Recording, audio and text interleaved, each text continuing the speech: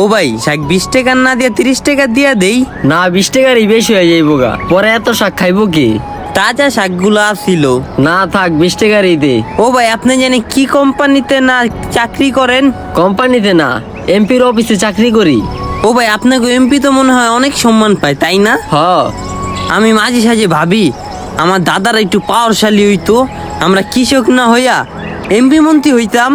তোরা যদি এমপি মন্ত্রী হইতি তাহলে আম করে শাক টাক চাষ করে খাওয়াইতো কেডা?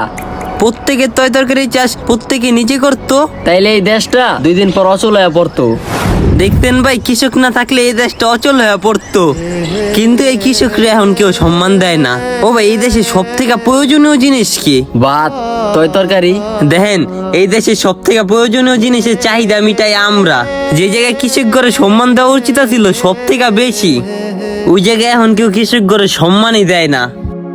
নিচে যে কৃষক, কোনো জায়গায় যদি এই কৃষকের একটা পরিচয় দেয় না, মানুষ তুচ্ছ তাচ্ছল্য করে, দূর দূর করে খেদেয়া দেয়, কোনো মূল্যায়নই করে না। মূল্যায়ন করে মন্ত্রী মিনিস্টার গো।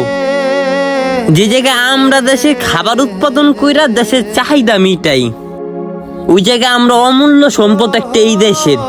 মানুষ এমন একটা ব্যবহার করে মনে হয় এই দেশের বোঝা আমরা। কৃষক এই দেশের বোঝা না, কৃষক এই দেশের সম্পদ।